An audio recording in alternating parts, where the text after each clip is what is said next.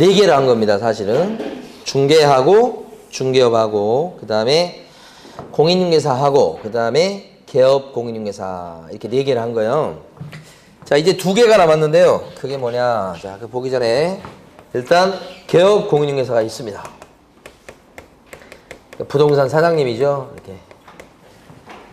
자, 그 밑에 세 종류가 있는 건 아시죠? 복토파 할아버지까지. 그 밑에 종업원이요 있다고요.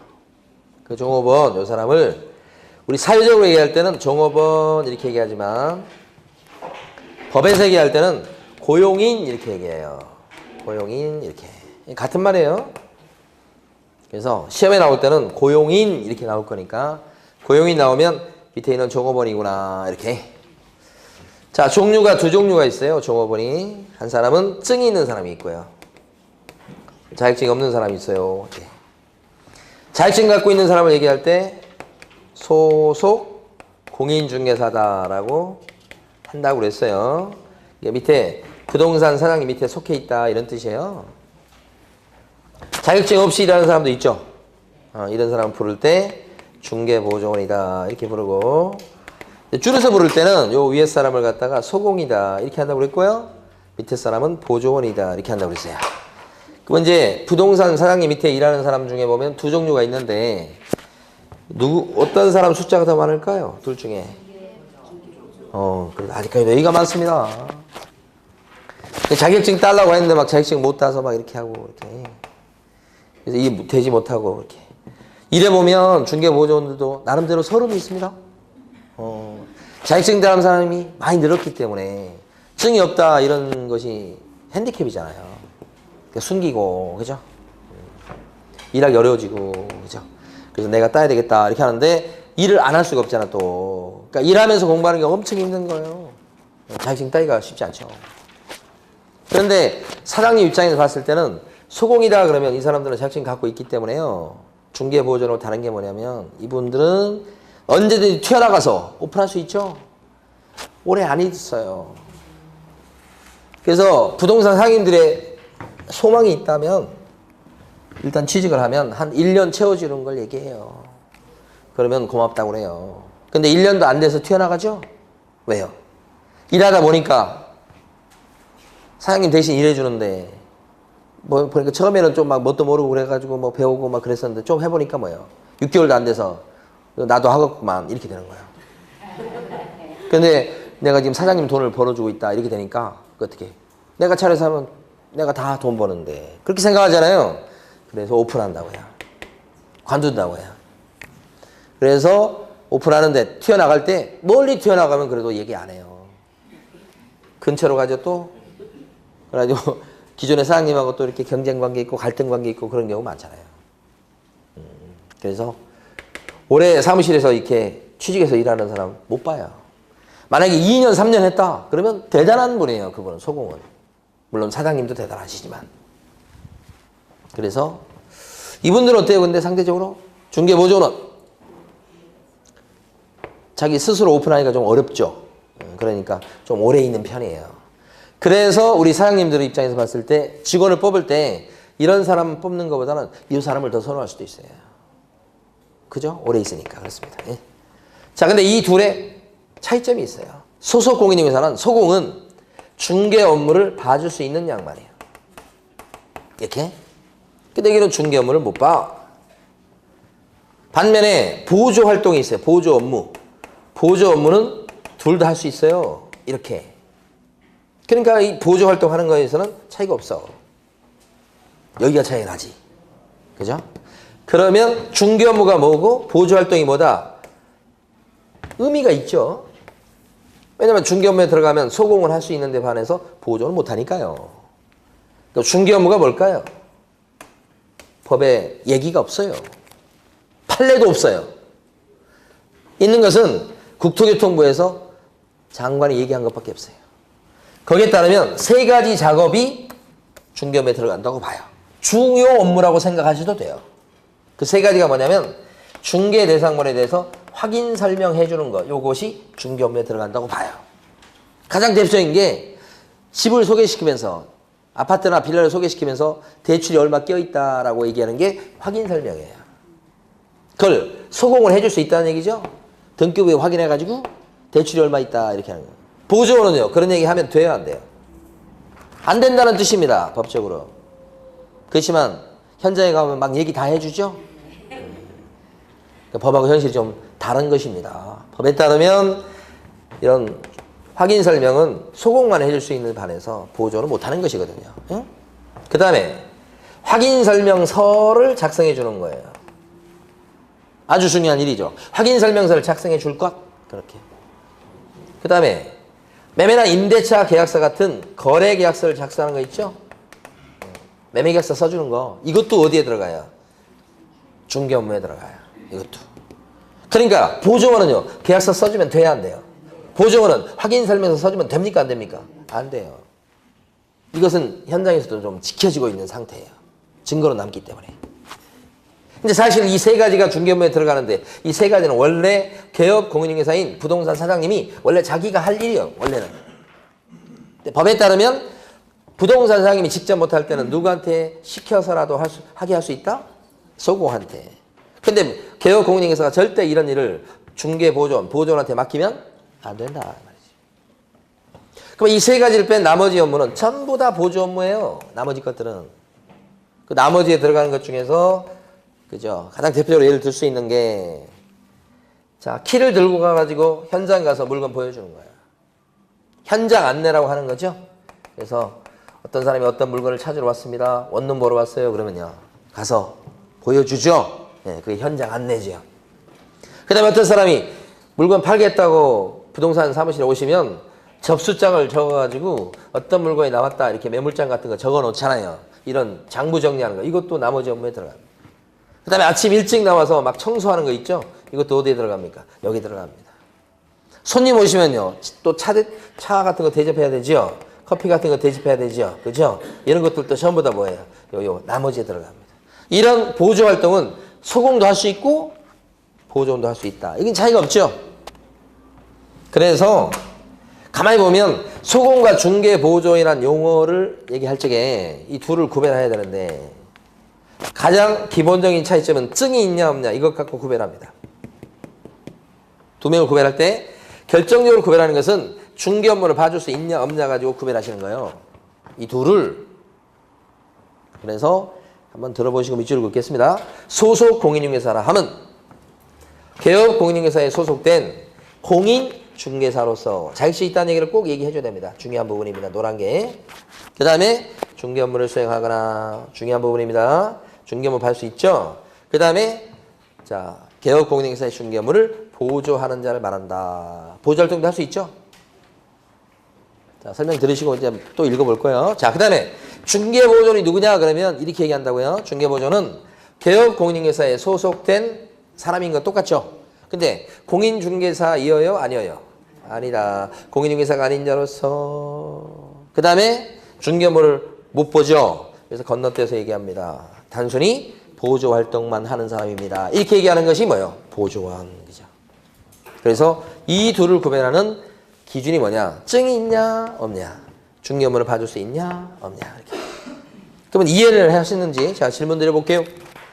만약에 어떤 사람이 이번에 29회 자격증을 따셨어요. 자격증을 따가지고 이분이 사무실에 취직을 한 거야. 취직했는데 우리 부동산 사장님이 맨날 청소하라고 그러고 커피 타오라고 그러고 접수장 잘 적어놓으라고 그러고 물건 보여주고 오라고 그러고 이런 일만 시키고 계약서 작성이나 확인 설명 같은 이런 일은 하나도 안 시켜요. 그래서 6개월 되도록 이 사람이 한 일이 뭐냐? 커피 타고 청소하고 이것만 했어요. 이 사람은 소공입니까? 중개 보조원입니까? 이것만 했다고 이것만. 그래도 뭐요?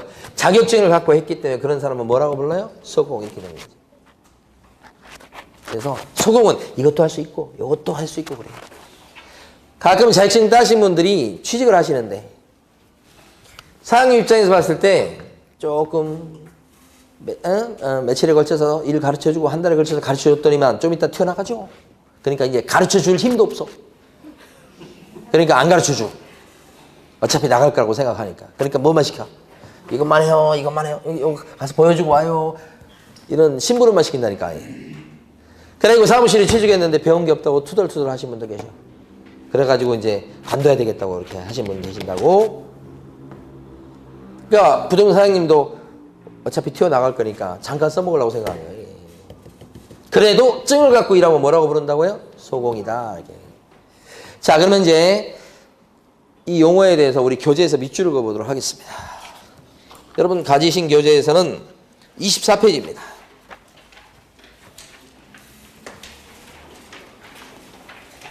자, 24페이지 보시면 첫 줄에 소속 공인중개사라 하면 이렇게 돼 있죠. 개업 공인중개사에 소속된 공인중개사로서 이렇게 돼 있죠. 가로 안의 내용은 지금은 보지 마십니다. 1월달부터 볼 거예요. 자, 소속된 공인중개사로서 즉 자격증 갖고 있다는 얘기입니다. 그 다음에 둘째 줄. 자, 거기 옆에 보면 중개 업무를 수행하거나 이 말이 절대 빠지면 안 됩니다. 꼭 들어가야 됩니다. 거기가 핵심이죠. 중개 업무를 수행하거나 아니면 개업 공인중개사의 중개 업무를 뭐 하는 사람이죠? 보조하는 사람이다. 이 사람이 뭐예요? 소공이다. 이 용어는 여러분 이제 지금 배우실 때 공부가 다 된 게 아니에요. 왜냐면 나중에 보면 시험 문제가 용어 요 부분이 어렵게 나와요. 그러니까 일단 지금 단계에서는 이렇게 들어두시고 1월달부터는 어디를 어떻게 어렵게 내는지를 공부하게 될 것이에요. 그러니까 지금부터 만약에 그걸 말씀드리면 여러분들이 힘들어하셔요. 자, 그 다음에 이번에 어디로 갈 거냐면 넘기셔가지고 25페이지 가시면 중개보조원이 나와요. 중개보조원. 거기에 보면 정의 해가지고 세 줄이 있죠. 중개보조원이 소공보다 더 시험에 잘 나옵니다. 자, 중개보조원이라면 공인중개사가 아닌 자로서라고 나와 있죠. 네, 자격증 없다는 얘기입니다. 거기가 절대 빠져서는 안 됩니다. 자격증 없으면서 이런 뜻이에요. 개업 공인중개사에 소속되어서 중개 대상물에 대한 그 다음 단어가 중요합니다. 현장 안내, 일반 서무 여기가 중요해. 무슨 일을 해주는 사람이냐? 현장 안내나 일반 서무 같은 이런 일을 해주는 사람이다 이 말이에요. 그런데 그 현장 안내나 일반 서무가 어떤 거냐? 뒤에 보시면 개업 공인중개사의 중개 업무와 관련되어진 단순한 업무를 보조하는 그런 자를 말한다 그랬죠. 그러니까 이게 뭐냐면 단순한 보조 활동의 예가 현장 안내하고 뭐예요? 일반 서무예요. 접수장 적고요. 키 들고 와서 물건 보여주고요. 그게 바로 뭐예요? 보조 활동이에요. 그러니까 중개보조원 얘기하면서 여기다가 계약서 작성이다. 확인 설명이다. 그런 얘기를 써주면 되겠어요? 안 되겠어요? 안 된단 말이에요. 그래서 이것도 이제 나중에 공부하시다 보면 딱 틀리게 내고 중요한 포인트가 딱 정해졌어요. 그래서 거기를 잘 보셔야 돼. 공인중개사가 아닌 자로서 이 말이 꼭 있어야 되겠고 그 다음에 현장 안내, 일반 서무 이 말이 꼭 있어야 되겠다. 다른 말 들어가면 틀리단 말입니다. 그걸 고쳐서 틀리게 냅니다. 그러니까 이런 용어의 정의가 실제 막상 이제 문제 나왔을 때는 쉽지 않은 문제예요. 그래서 나중에 이제 1월달부터는 어디를 어떻게 내는지 그 연습까지 하면서 문제도 풀어가면서 공부를 하게 될 것입니다. 6가지의 용어에 대해서 우리가 지금 봤죠. 공부 끝났다고 지금 오른쪽에 있는 문제 풀어보시면 안 됩니다. 크게 좌절하십니다. 오른쪽 페이지에 보면 문제 있죠?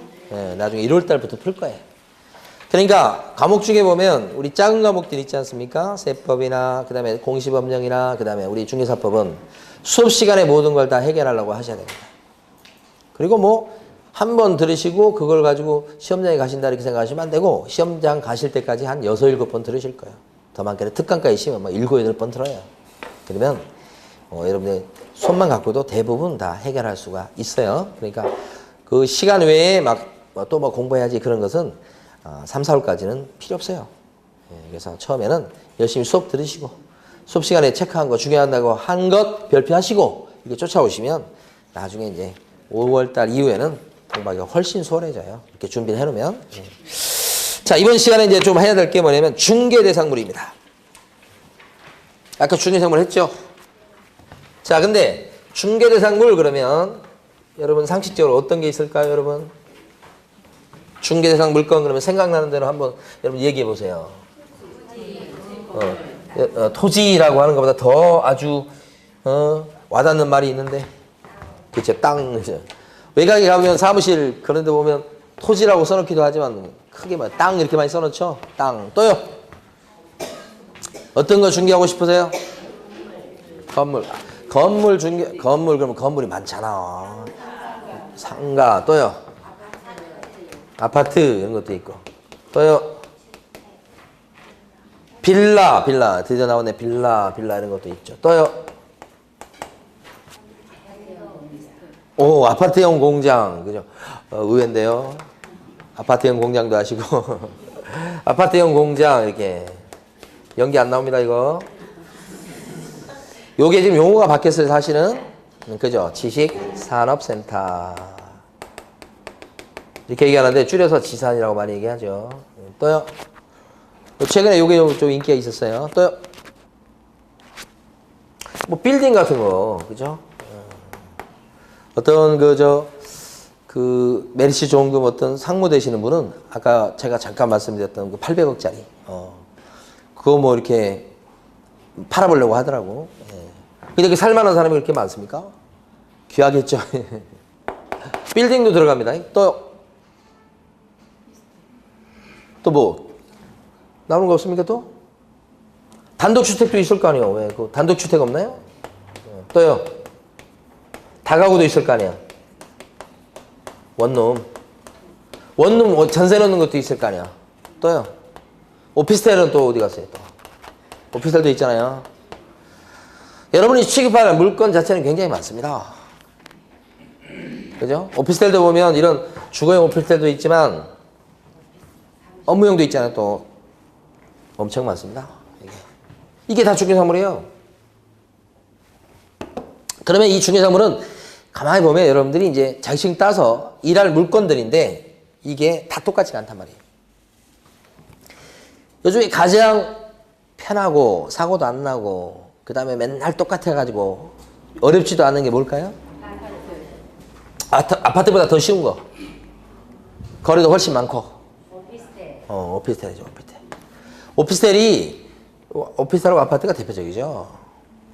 오피스텔 있잖아요. 오피스텔 같은 경우는 맨날 물건이 똑같잖아요 지금. 그러니까 확인 설명서도 새로 적는 게 아니고 복사만 해요. 그리고 무슨 사고 날 것도 거의 없고, 그렇죠? 대신 복비는 조금밖에 안 되죠. 뭐 20만 원, 30만 원밖에 안 되잖아. 그래도 이제 편하게 하실 수 있는 거지. 그보다 조금 덩치 큰 거로 가면 뭐예요? 사고 위험성도 좀 적고 복비는 좀 많이 받고. 그게 뭐예요? 그래서 아파트를 많이 선호합니다. 거래도 많고, 그죠? 빌라 같은 건 아까요 말씀드렸죠? 좀 문제가 있을 수 있죠. 그 다음에 원룸. 근데 처음에는 초창기는 가만히 보면 일하는 과정이 딱 정해졌어요. 이렇게 원룸이나 오피스텔 처음에 많이 하세요. 그 다음에 조금 이것은 위험성은 좀 떨어지긴 하는데 돈이 안 되잖아요. 그 다음에 좀 하려는 게 뭐예요? 이런 것들 하려고 합니다. 그죠? 그 다음에는요, 상가나 이런 거 하려고 합니다. 이렇게. 네? 빌딩까지 포함해서. 근데 빌딩 이런 것들은 사실 급으로 봤을 때는 어디로 봐야 돼? 토지급으로 봐야 돼. 이렇게. 땅. 이게 여러분들이 중개하는 난이도하고 연결됩니다. 응? 제일 좀 많이 알아야 될 그 중개대상 물건이 뭐겠어요? 땅. 그래서 여러분들 공법 배우시는 거예요. 그래서 그 공법이 어려운 거예요. 빌딩 이런 거. 그래서 여기서 이렇게 어떤 분이 있잖아요. 자기는 남성분인데 자기는 자격증을 따가지고 땅 하겠대. 땅. 사무실 취직했습니다. 근데 1년 있다 오셔서 굶어 죽을 것 같대요. 거래를 한 번도 못 해봤대요. 그죠? 근데 여기 오피스텔이나 원룸 하신 분 있잖아요. 젊으신 분 많이 하거든요. 차 있어야 된다 그런 얘기 하잖아요. 많이 하는데 이분들은 뭐예요? 몸이 건강해졌대요. 살도 빠지고. 맨날 물건 보여주고 막. 그죠? 걷기 싫어도 걸어야 되고. 몸이 건강해지면서. 몸이 피곤하고. 여기는요. 배가 고파 죽으려고. 처음부터 이렇게 하고, 처음부터 막 빌딩하고, 처음부터 상가나 막, 여기는 모르겠어요. 상가 한다, 처음부터. 굶을 가능성이 높아요. 한동안 경험을 쌓아야 됩니다. 이쪽으로 갈수록 더 어렵다고 생각하셔야 돼. 이게 뭐라고요, 지금 본 게? 중개 대상 물건을 이렇게, 현실적으로 이렇게 하는데, 법적으로 이걸 어떻게 쓰고 있느냐? 토지, 건물, 그죠? 그 다음에 또 뭐라 그래? 임모. 그 다음에 공장재단. 시험은 이렇게 나온다니까. 공장재단, 광업재단. 이렇게. 시험은 이렇게 출제되죠. 이 건물 안에 얼마나 많은 게 있습니까, 이게? 그죠? 요건 이제 시험용이에요, 시험용. 응? 우리 부동산 사무실에 이렇게 써붙여져 있던가요? 저렇게 써붙여야지. 땅, 빌라, 아파트, 뭐 이렇게. 매매, 전세, 월세 이렇게 돼 있지. 그죠? 근데 시험 볼 때는 요걸로 하자는 거지, 이제. 자, 토지부터 해봅니다. 토지? 땅? 중요한 되겠죠, 당연히. 근데 딱 여기서 주의할 건 하나요. 뭐냐. 이게 땅이 있는데, 땅의 요쪽 부분, 요쪽 부분, 요쪽 부분, 요쪽 부분만 땅을 빌려주거나 세를 넣을 수 있을까요? 땅의 일부가 이게 거래가 될 수 있냐고요. 거래라고 하는 건 매매만 생각하시면 안 됩니다. 매매만 있는 게 아니고 임대차도 있고 전세도 있고 그런 겁니다, 여러분. 거래가 넓은 개념입니다. 그러면 여기 땅의 일부를 갖다가 자 전세 놓거나 임대차 놓거나 그렇게 할 수 있을까요? 되는 거예요, 되는 거. 고속도로 한번 생각해요. 고속도로. 논이요, 논. 근데 여기다가 뭐 광고탑 세우고 싶어요. 광고. 삼성 광고하고 싶어요. 그럼 이때 광고탑 세울 때 이 땅을 갖다가 이 논을 다 빌릴 필요 없잖아요. 광고탑 세울 부분만 빌리면 되잖아요. 이 부분만 땅세 주면 되잖아요. 근데 이런 광고탑 세울 때는 보통 지상권 설정 계약이라는 걸 해요. 나중에 민법 시간에 배우세요. 그럼 우리 중개사물 관점에서 보면 땅의 일부도요. 중개사물 될 수 있다는 거예요. 이게 이런 경우가 있잖아요. 끝이었고 별것도 없어요. 자, 그 다음에 건물. 응? 건물. 뭘 건물이라고 그럴까요? 건물. 그러면 이제 설명을 드리고 교재에서 볼 만한 것은 밑줄 긋겠어요. 자, 건물. 뭘 건물이라고 그래요? 처음 공부하신 분들 입장에서는 어려워. 건물 그러면 알죠? 그냥 뭐 얘기 못 하겠지만 이게 건물 아니에요, 이게. 그런데 이제 법에서는 얘기할 때 건물이라고 하는 것은 일단 땅에 붙어 있어야 돼. 붙어 있는 걸 정착물이라고 그래야 돼. 붙어 있으면서 뭐가 있고요? 지붕이 있고요. 그 다음에 뭐가 있고요? 주벽이라는 게 있고 벽. 그 다음에 뭐예요? 쓰러지지 않게 지탱하는 뭐예요? 기둥이 있어야 되겠다. 이 세 가지를 갖춰야 돼요. 이거 공법 시간에 배우세요, 나중에. 자, 지붕이 있어야 되고요. 민법 시간에도 배우시고. 지붕이 있고요. 또 뭐가 있고요? 벽이 있고요. 그 다음에 기둥이 있어야 돼요. 기둥. 이렇게. 이 세 가지를 다 가졌을 때 건물이라고 그래요, 건물. 이게 민법에 나오는 개념이에요. 이런 거 당연히 건물이지.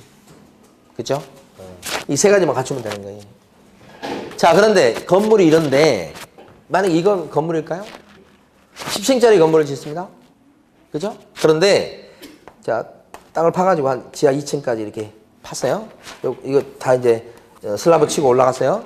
그 다음에 1층도 이제 이렇게 올라갔어요. 2층까지도 올라갔습니다, 지금. 앞으로 지금 올라갈 게 많아요. 여기까지 이제, 돼 있어. 자, 건물일까요? 아닐까요? 짓고 있잖아요, 지금. 짓고 있잖아. 건물이에요, 아니에요? 여기 지금 이렇게 해가지고 기둥 다 있어요. 여기 없으면 쓰러지지. 자, 건물이에요, 아니에요? 짓고 있는데. 세 가지가 갖춰야 된다며. 지붕, 기둥, 주벽. 이거 주벽일 거 아니에요? 주벽? 이거 기둥일 거 아니에요? 지붕이 있어요, 없어요? 이건 뭐예요, 그러면? 이것만 생각하시면 안 돼. 꼭대기 지붕만 얘기하는 게 아니에요. 요거요. 막혀있으면 지붕이요. 그래서 이렇게 짓고 있는 요것도, 건축 중인 것도 건물이에요, 아니에요? 건물 맞습니다, 이게. 짓고 있는 것도 뭐예요? 건물이지. 근데 그게 아니고 이제 땅만 파놨어요. 건물이 아니야. 땅 파고 거기다 기둥 세워놓고 벽만 이렇게 세워놨어요. 그 위에 이건 안 덮고. 그럼 건물이 아니에요? 아니고. 그러니까 건물이 되려면 몇 가지를 갖춰야 돼요? 세 가지. 그런데 이게 건물인데 이게 자 등기가 아직 안 됐어요. 응? 등기. 건물을 신축해가지고 처음으로 하는 등기를 무슨 등기라고 그럴까요? 보존 등기라고 그래요. 응? 여러분 처음 공부하신 거 맞네요. 자, 다시 한번. 건물을 신축해가지고 처음으로 하는 등기를 무슨 등기라고 그래요? 보존 등기라고 그러잖아요. 그 전에 한번 잠깐 이해해 볼 게 있어요. 건물을 지으면 이게 완벽한 건물이 될 때까지 과정을 여러분들 이해하셔야 돼. 보시면 처음에 보면 건축 건물 지을 때 허가 받죠? 건축허가. 그죠? 신고하는 경우도 있지만 건축허가. 그리고 나서 건물을 짓기 시작하죠? 그걸 뭐라고 그래? 착공이네, 착공. 건물을 짓기 시작한다. 다 지면 그거 뭐라고 그래? 완공 또는 준공이라고 그러지. 그 완공되고 준공되면 그 다음에 뭘 만들어요? 건축물 대장을 만들어요. 그 건축물 대장이 만들어지면 그 다음에 그것 갖고 뭘 해요? 보존 등기를 해요. 이렇게. 이 과정을 거치는 거예요. 이 그림 꼭 기억을 해주세요. 여러 번 써먹습니다. 그러니까 여기서 지금 건물이 되는 시점은 언제 건물이 되는 거예요? 거의 준공된 시점에 건물이 된다 이런 얘기죠. 그럼 준공이 됐어. 건물이 딱 올라간 거야 이렇게. 근데 아직 대장이 없네.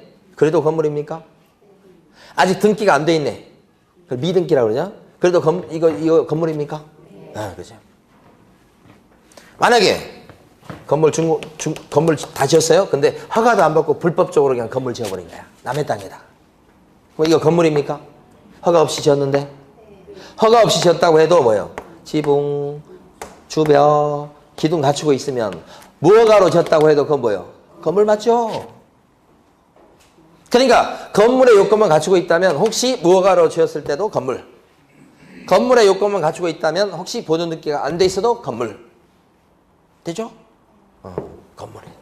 자, 그런데 건물과 관련해서요. 제일 중요한 거 지금부터 설명드립니다. 왜냐하면 아파트 분양권이라고 하는 게 있어요. 들어보셨죠? 예. 한 2년 전, 3년 전에는 아파트 분양권, 최근에 말해요. 그러니까 아파트 분양권 시장이 너무 좋았어요. 최근에도 보니까 또 돈 있는 사람들은 청약 넣더라고요. 분양될 때. 그래서 아파트 가격이 떨어지지 않는다고 생각하는 거예요. 올라갈 거다 이렇게 예상을 하는 거예요. 그러면 이제 아파트 분양권이라는 게 뭔가, 그렇죠? 어디 건설사 시행사에서 아파트를 짓겠대. 그래서 먼저 분양하죠. 그래서 분양 신청해서 딱 분양자로 딱 당첨이 되면 몇 동 몇 호가 딱 결정되어 있는 상태에서 결정됐죠? 당첨됐죠? 결정됐죠? 호수가? 그리고 나서 자 건설사하고 분양계약을 딱 체결해서 언제 계약금 주고 언제 중도금 치르고 언제 잔금 치르고 중도금 언제 또 치르고 이런 거 딱 결정된 상태에서 이제 짓기 시작하죠. 근데 이 아파트 분양권은 원칙적으로 분양권 상태에서 팔고 사고 그럴 수 있습니까? 분양권 사고 파는 거 보셨어요? 가능하잖아요. 물론 안 되는 경우가 있어요. 없잖아. 근데 이걸 생각하시면 안 됩니다. 원칙적으로 전매가 가능한 경우가 원칙이라고 보셔야 돼. 거래가 되니까 이 아파트 분양권은 이것처럼 지금 건물이 아니에요. 건물 아닌데 예외적으로 이건 뭐예요? 거래할 수 있도록 만들어 놨으니 중개 대상물에 들어간다고 보시는 거예요. 보니까 서초구에 있는 아파트가 분양되고 있어요. 근데 거기 일반 분양분이 한 200세대 정도, 220세대인가? 200세대밖에 안 돼. 예.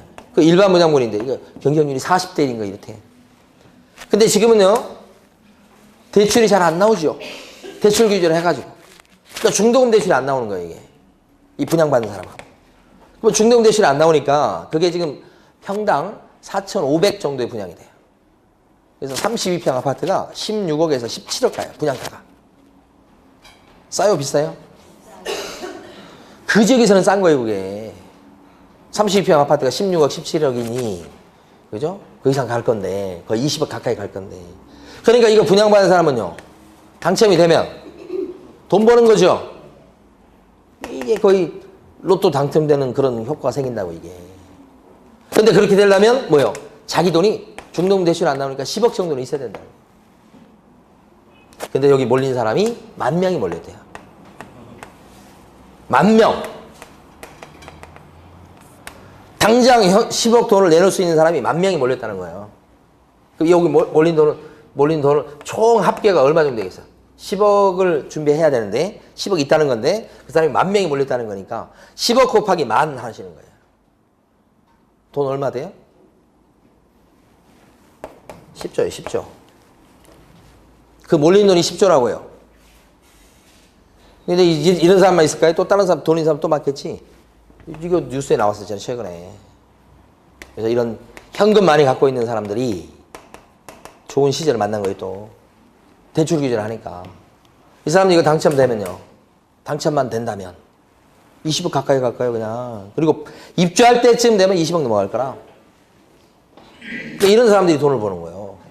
그럼 대출을 규제하게 되면 돈이 없지만 대출 받아갖고 투자해보고 했다고 하는 일반 서민들이 투자 기회를 박탈당하는 거예요. 근데 사실은 이런 사람들이 투기를 많이 하는데 이런 사람들을 규제하려고 한 거 아니에요, 사실은. 궁극적 목적은. 근데 그게 정책적 목적하고 실제는 또 틀린 것 같아요. 그래서 이건 투기 가능성이 있다고 봐서 이건 요 경우는, 요 아파트 경우는 전매가 제한되어 있습니다. 못 팔게 돼 있어요. 그래서 실제는 뭐 팔려면 다 팔아요. 법상 그렇다는 얘기지. 근데 원칙은 뭐예요?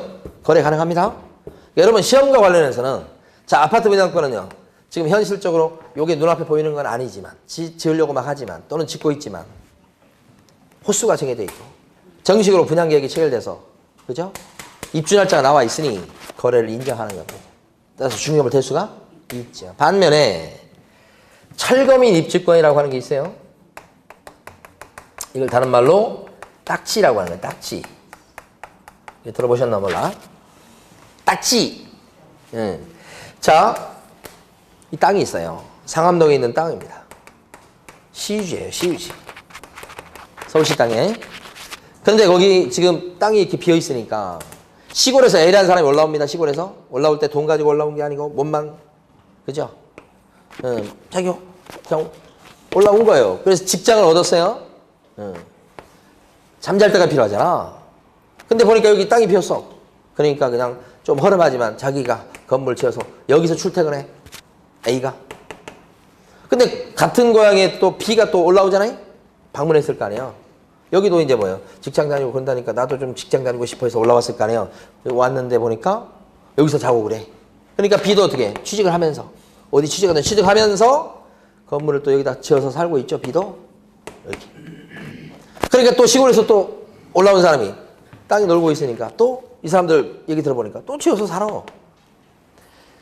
상암동 예를 들었습니다만은 이렇게 남의 땅에다가 불법적으로 이렇게 건물 지어서 살고 있는 사람들이 있어요. 이렇게. 그럼 이런 것은요. 뭐가 불법 건축물이죠. 법대로 한다면 건축법에 따르면 다 철거시켜도 할 말이 없는 것들이죠. 근데 이제 이번에 서울시에서 여기다가 아파트를 단지를 세우려고 그래. 또 아파트 단지 세우려면 이것들 전부 다 철거시켜야 되겠죠. 근데 이건 철거될 그런 뭐가 불법 건축물이죠. 그래서 철거반을 동원해서 철거하러 갑니다. 그럼 이 사람들은 어떻게 해요? 순순히 나가줍니까? 살 곳이 없다고 그러잖아요. 이 사람들이. 구룡마을 같은 경우도 그렇잖아요. 살 곳이 없어. 그러니까 어떻게 해? 막 저지하죠. 저지. 응? 못 들어오게 합니다.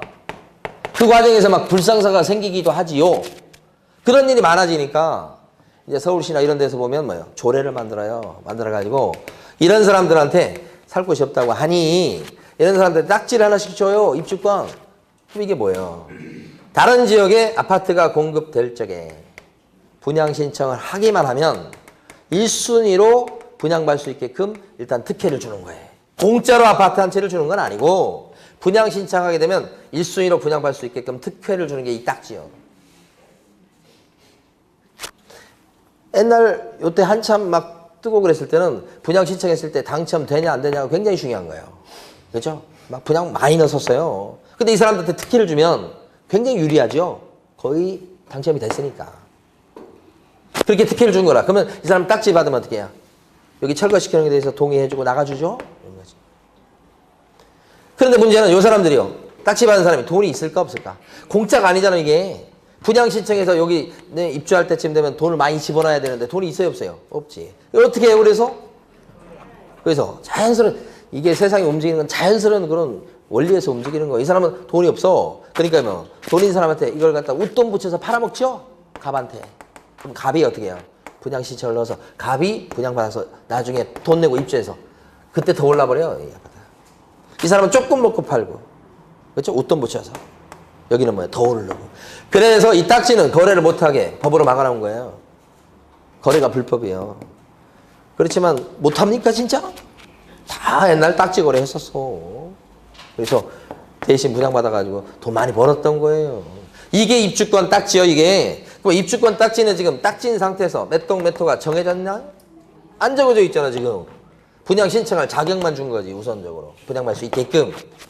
분양계획이 체결됐나요? 아직 지금 이게 분양사도 결정이 안 돼 있고 막 건설사도 결정이 안 된 상태예요 이게. 분양 신청할 추상적인 자격만 준 거지. 그러니까 이런 건 뭐예요? 거래가 돼야 안 돼. 아니 진짜 딱지요 이거. 물딱지라는 것도 다른 거지. 물딱지는 뭐냐면 이거 딱지가 거래되는데 이 여러 사람한테 팔아먹는 거지 이렇게. 예? 팔아먹으면 요 사람 했을 때 이 딱지다 그랬을 때 요게 요 사람은 자격이 있을지 모르지만 요 다른 사람은 없을 수밖에 없잖아요 나중에. 진짜는 없잖아요 또. 그리고 여기 지금 자격 딱지 안 나온 사람이 또 팔아먹는 경우가 있죠. 물딱지 이렇게 되는 거지. 그러니까 여기서는 다 자격이 있는 거예요. 그렇지만 거래가 불법이에요. 그래서 거래가 안 돼요. 안 되죠. 불법이죠. 따라서 중개사무를 될 수 있겠어요? 안 된다. 그게 딱지 이거예요. 시험에서 매년 나와요. 매년. 두 가지 분위기가 틀리죠? 이건 철거민들. 그래서 제가 일부러 철거민 이렇게 한 거예요. 딱지 주는 거예요. 거래가 불법이에요. 중개사무는 안 돼요. 매년 나와요. 판례가 있어서 그런 거예요. 그죠? 자, 그 다음에 하나만 더 설명드리고 건물 갖다가 볼게요. 거의 다 설명드렸어요. 여러분, 제가 사는 지역 옆에 보면 중앙대가 있어요. 근데 중앙대 거기에 흑석동이잖아요. 흑석동 뉴타운 들어보셨죠? 그래서 거기 막 달동네 빌라 이게 싹 허물어지고 아파트가 막 올라갔는데 이 아파트가 그죠? 9호선 라인을 지나고 이쪽 서초동과 가깝다고 그래가지고 가격이 엄청 올라간 거예요. 예를 들어서 막 4억 했던 그런 것들이 신축해가지고 분양했을 때 4억, 5억 했던 것이 막 12억까지 가요. 미쳤죠. 광명도 미치긴 한 매한가지요. 광명은 뭐 재정지신 줄 알아? 자, 그래서 이렇게 되니까 여기 있던 빌라들이 다 없어졌잖아. 그럼 학생들은요. 원룸 같은 게 필요하잖아요. 살 곳이 필요하잖아. 그게 확 줄어버린 거예요. 이게. 그러니까 어떤 현상이 벌어지냐면 없으니까 여기 아파트 주인들은 특히 이제 방이 3칸짜리다. 그러면 뭐 이번 깐나리기밖에 없고 그러면 방 2개 정도면 쓸 수 있거든. 그러니까 문칸방 있죠. 문칸방. 그래서 월셀라. 대학생도 많고 그러니까. 놀면 뭐예요? 방. 그죠? 여학생한테 셀라. 한 달에 뭐 50만 원 얼마씩 이렇게 셀 난다고. 뭐 학생들이 찾아요. 아파트 한 동, 아파트 한 채, 요 안에 문칸방 요거 셀 넣을 수 있죠? 셀 넣을 수 있잖아요. 이걸 뭐라고 그래? 한 동 건물에 일부라고 그래. 일부. 여기 요거 문칸방 셀 넣을 수 있죠? 주기선물 될 수 있어요? 없어요? 이거? 방 한 칸. 주기선물 될 수 있다 이 말이에요. 그래서 땅에 저 쪼가리가 되듯이 이것도 마찬가지. 응? 자, 교재에서 한번 우리가 밑으로 가서 정리를 해볼게요. 28페이지 넘어가시고 29페이지 가보십니다. 토지는 별거 없다고 그랬어요. 자, 건축물과 관련해서는 가로 2번에 자, 어디 보시냐면 동그라미 2번에 기억번 이 법상 해당 요건의 등록이나 등기 등 공시는 요하지 않는다. 따라서 건축물의 범위에는 무허가 건축물이나 미등기 건물도 포함된다. 중개사물 된다는 얘기죠. 자, 동그라미 니은번 중요합니다. 아파트의 특정 동호수에 대해서 피분양대로 선정되거나 판례죠. 분양계약이 체결된 후에 분양권도 장래 건축 예정인 건축물에 해당이 된다. 아파트 분양권도 중개사물 될 수 있다는 얘기죠. 자, 그 다음에 동그라미 리을번 가십니다. 리을번 중요한 판례. 그러나 특정한 아파트에 입주할 수 있는 권리가 아니라 아파트에 대한 추첨기일에 신청을 해서 당첨이 되면 아직 당첨 안 됐어요. 된다면 이런 뜻이에요. 아파트에 분양 예정자로 선정될 수도 있는 지위를 가리키는 데 불과한 입주권은 이거 딱지라고 그랬죠. 딱지. 그죠? 이것은 특징이 안 돼 있기 때문에 중개 대상물인 건물에 해당한다고 보기 어렵다. 아시겠죠? 이 판례. 니은번하고 리을번 판례가 매년 나오니까요. 잘 구별해서 알아두셔야 됩니다. 자, 그 다음에 넘어가시겠습니다. 이번에 이제 31페이지 가시면 가로 3번에 인목이 나와 있습니다. 자, 인목 잠깐 설명드리고요. 다음 장으로 넘어갈게요. 인목 요거, 인목이란 말 들어보셨습니까, 혹시? 잘 안 들어보셨을 거예요, 이게. 자, 인목이 뭐냐, 그러면 땅에 심어진 나무가 있잖아요, 나무. 심어진 나무죠. A 땅입니다. 요 나무는 누구 겁니까, 그러면? 요 심어진 나무는? 땅 주인께 되는 거예요. A께 되는 겁니다. 혹시 B가 심었다고 해도 원칙적으로 특별한 경우 아니면 A께 되는 거예요. 나중에 민법 시간에 배우십니다. 그런데 이 심어진 나무를 A가 만약에 등기를 치잖아요. 나무인데 그 등기가 끝나면 이 심어진 나무인 요거 등기된 요 나무를 뭐라고 부르냐면 인목이라고 불러요. 그러니까 인목이라고 부르면 심어져 있는 나무인데 등기가 된 나무 이런 뜻이에요. 왜 이걸 등기할까요? 일단 비싸고 그런 것 때문에 등기하는 경우가 많아요. 또 소나무인데 막 엄청나게 비싸. 한 그루당 1,000만 원이고 막 그래. 비싼 나무예요. 등기해서 뭐 하려고 그럴까? 등기를 시키면 이게 건물처럼 땅하고는 별개 부동산으로 막. 여러분 토지하고 건물 봤는데 우리 등기부가 뭐예요? 두 개인 거 아시죠? 땅 등기부가 있고 건물 등기부가 있고 두 개죠? 원칙적으로 따로따로 노는 거죠? 원칙적으로. 이것도 마찬가지야. 땅에 대해서는 토지 등기부상 등기명의가 A로 돼 있고 인목 등기부가 있어요. 인목 등기부상 등기명의가 A명으로 돼 있다. 그러면 이때 땅하고 인목은 따로 놀아, 따로. 그럼 어떤 일이 벌어지느냐? 만약에 여러분이 A라고 해봐요. 땅을 팔아요. 그래서 땅에 대한 이전 등기가 B 앞으로 돼요. 그럼 B는 땅에 대한 소유권을 취득한 거예요. 요 위에 등기된 인목은 누구 거죠? 여전히 A 겁니다. A는 이거 안 팔은 거예요. 인목을. 그러니까 인목의 소유권자하고 달라질 수 있죠. 만약에 요 인목도 팔고 싶다 그러면 계약서를 몇 장 써야 되겠다? 2장 써야 된다. 토지에 대한 매매 계약서, 그 다음에 인목에 대한 매매 계약서를 써야 인목에 대한 등기가 넘어오는 거예요. 따로 논다는 거 따로. 그죠? 반대가 될 수 있죠. 자, A는 땅을 안 팔아요. 근데 이거 심어진 나무. 근데 등기를 냈어요. 왜요? 비싸서. 그래서 이거 뭐만 팔아요? 나무만 팔 수 있죠. 누구한테요? B한테. 근데 이거 B인데 B는요 이걸 사는 이유가 이거 좀 조금만 더 키우면 더 비싸게 받을 것 같아요. 그래서 심어진 채 자기가 키우려고 그죠? 사는 거예요. 나중에 어떻게 해요? 이걸 팔겠죠? 뽑아서? 요 인목. 이게 인목 매매예요, 매매. 그럼 가만히 보면 뭐예요? 등기된 인목은 땅하고는 뭐예요? 따로 놓을 수 있죠? 이게 별개의 부동산이다 이렇게 얘기하는 거예요. 이게 인목이에요. 그럼 여러분들은 이제 자격증 따서 사무실 내시면 인목 중개하고 막 그럴 수 있겠죠? 그렇지만 평생 중개할 일 없어요. 평생 중개할 일 없어요. 여러분 하는 건 뭐예요? 건물 하기도 바빠. 여기까지 할 일이 없다고. 그러니까 인목이 뭐다 이거 아시면 돼. 그러니까 중개 대상물이 5가지인데 가만히 보니까 토지, 건물, 인목 이렇게 들어가면서 인목 들어가면서 취급할 것들이 거의 아니에요. 인목 말고 이제 밑에 광업재단, 공장재단 그런 거 있어요. 시험에 거의 안 나와요. 응? 인목 정도 나오고 광업재단, 공장재단은 나중에 여러분들 1월 달에 설명드릴 거예요. 거의 취급이 안 돼. 시험에서. 그러니까 크게 신경 안 쓰셔도 괜찮은 거예요.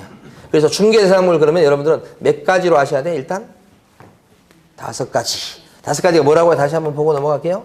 토지, 건물, 건축물에도 똑같은 뜻이에요. 그 다음에 인목, 그 다음에 말 이상한데 광업재단 처음 들어보는 거예요. 이게 공장재단 이런 게 있구나 라고 그냥 넘어가시면 돼. 자, 그 다음에요.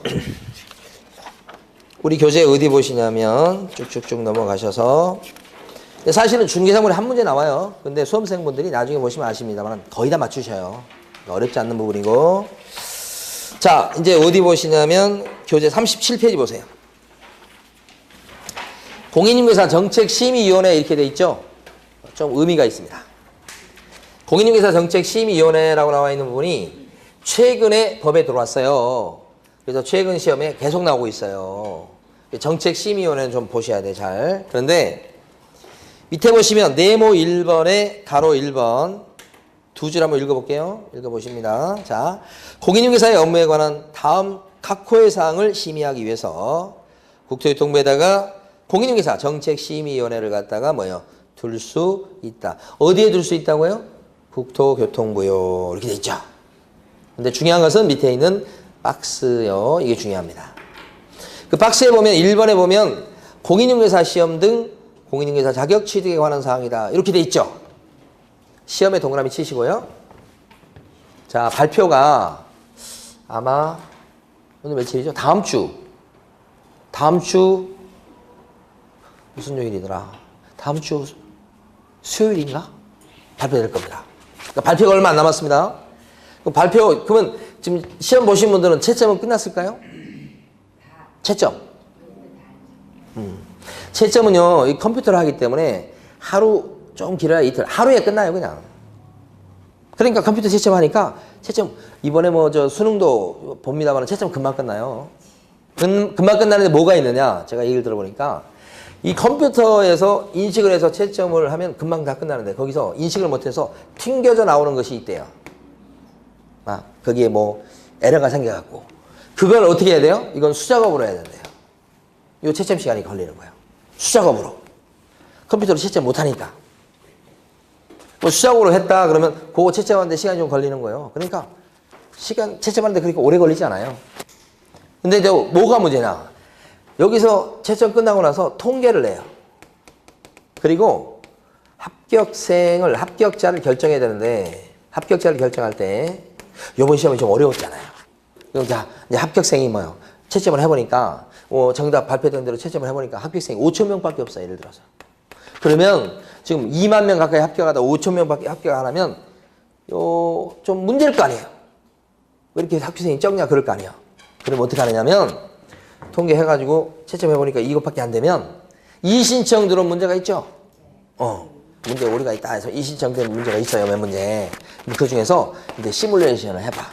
야, 요걸 받아주면 합격생이 몇 명. 여기까지 받아주면 합격생이 몇 명. 이거 합니다. 그래서 숫자를 조절합니다, 이게. 이번엔 좀 받아줄 것 같아. 합격생이 적을 것 같아.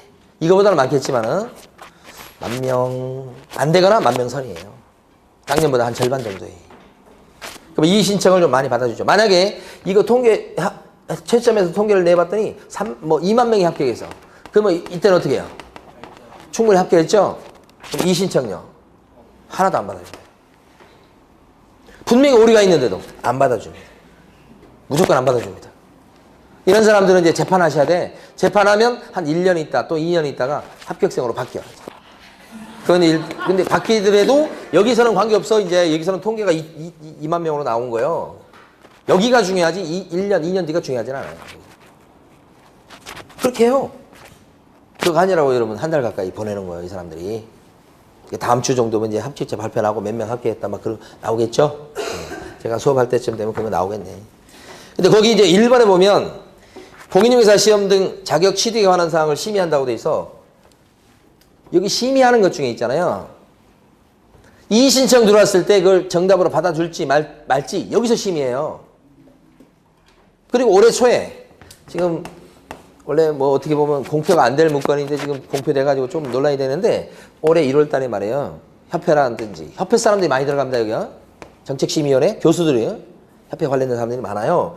협회에서 우리 국토부하고 협의할 때 합격률, 합격 비율을 떨어뜨린다고 합의해놓은 서류가 나왔어요. 공표가 됐어요. 그래서 좀 시끌시끌해. 그러니까 올해 초부터 합격 인원을 줄이려고 준비했었죠. 올해 시험 중에 보면 예를 들어서 등기법이라든지 공법 같은 거 보면 정상적인 공부하는 그 부분에서 출제하지 않고 저 구석지에서 겨우 찾아가지고 이렇게 출제된 문제들이 좀 있어요. 이거 왜 이렇게 출제했어요? 떨어뜨리려고 한 거예요. 떨어뜨리려고. 어렵게 해서 떨어뜨리려고. 그걸 언제부터 준비했다? 1월 달부터.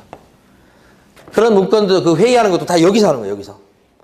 그리고 합격생을 줄이는 방법 중에 대표적으로 두 가지를 얘기하는데 하나는 상대평가 얘기합니다. 그러니까 올해 합격 인원은 무조건 10,000명 하겠다. 그러면 점수대로 잘라버리는 거예요. 그거 하나 있고 첫 번째 안이. 두 번째 안이 2년에 한 번씩 시험 보는 안도 있어요. 근데 거기 내부적으로 흘러나온 얘기 보면 2년에 한 번씩 시험 보고 그러면 이제 거기 수험생들이 또 들고 일어날 것 같으니까 매년 보는 걸로 그렇게 거의 정한 것 같아요. 매년 모두에 합격 인원을 어떻게 하는 거래요? 장기 과제로. 자기들은 장기 과제라고 써놨더라고. 장기 과제는 뭐예요? 상대평가. 그러니까 여러분들 아까 첫 시간에도 말씀드렸지만 한 해라도 먼저 합격하는 게 합격에 유리합니다. 그리고 만약에 상대평가를 바꾼다 그러면 공표를 할 텐데 벌써 주택관리사는 그쪽으로 가고 있죠. 상대평가를 하겠다 그러면 발표가 나면 한 3년은 보통 유예기간을 줍니다. 아직 발표 안 났죠. 그러니까 아직은 좀 여유가 있어. 근데 어쨌든 시간이 흘러가면 흘러갈수록 자격증 따는 게 어려워질 겁니다. 분명합니다. 그러니까 여러분 지금 준비하시려고 생각할 때 바로 그냥 빨리 딸 수 있도록 노력하셔야 돼. 응? 남는 시간이 이렇게 많이 남아있지는 않다. 그렇게 생각됩니다. 벌써. 네. 그 다음에 이제 2번에 보면 중기업의 육성에 관한 사항을 심의한다. 2번. 그런 거요. 나중에는 암기도 좀 하셔야 됩니다. 3번에 가면 보수 변경에 관한 사항을 심의한다. 보수요. 보수. 이런 거. 네.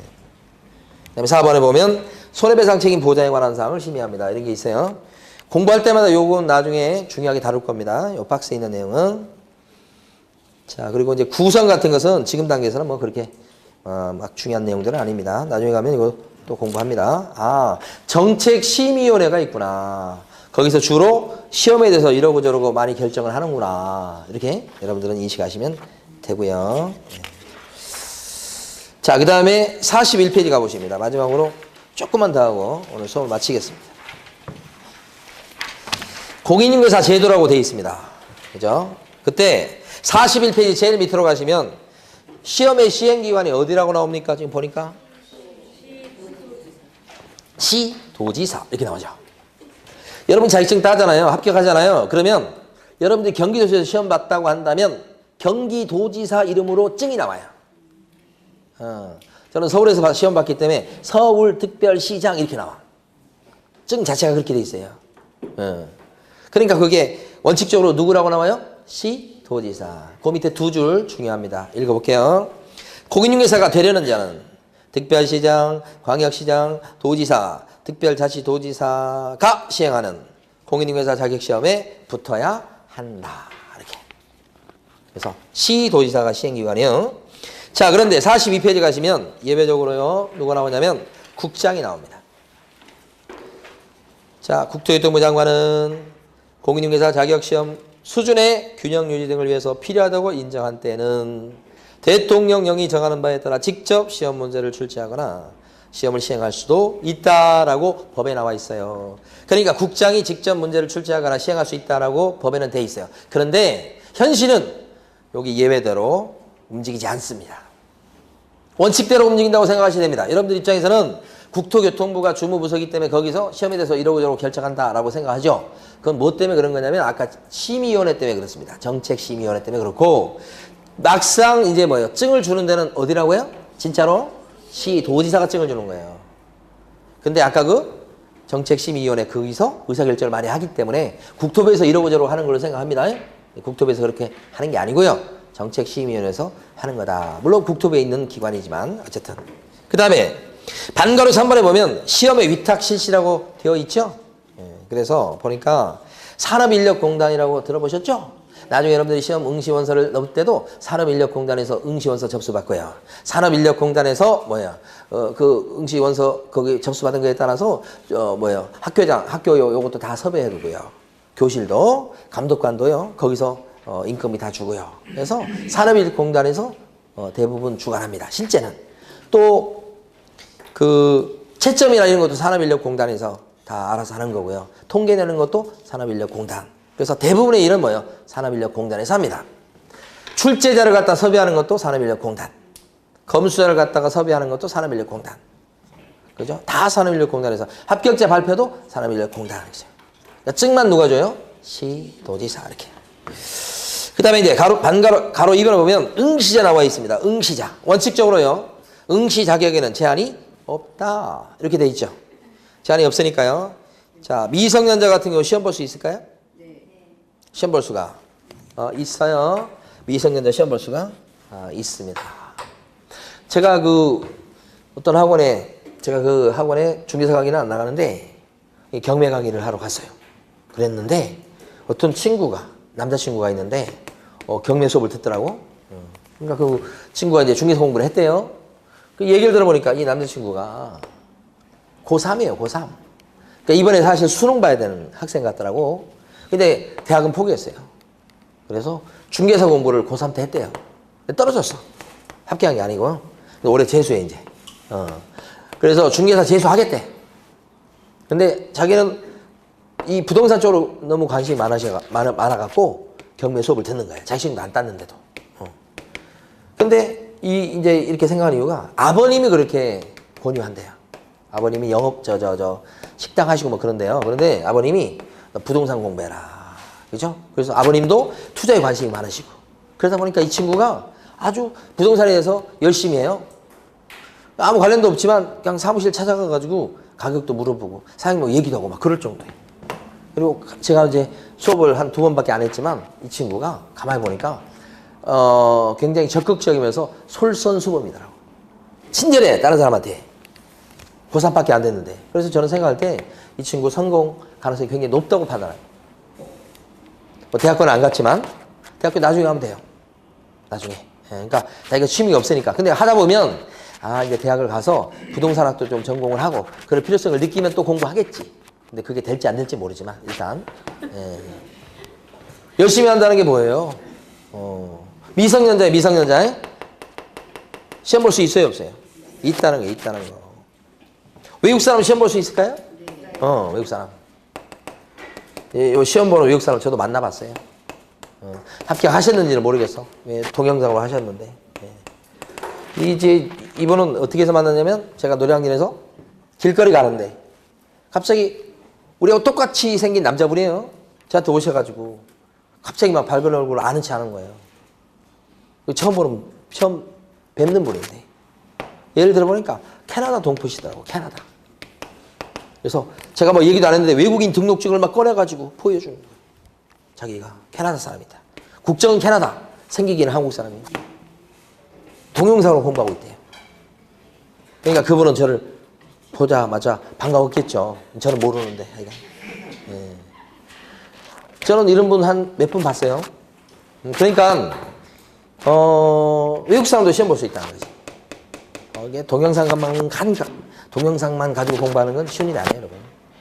정말 독하게 맘먹어야 돼. 자기 통제를 잘해야 되는 거예요.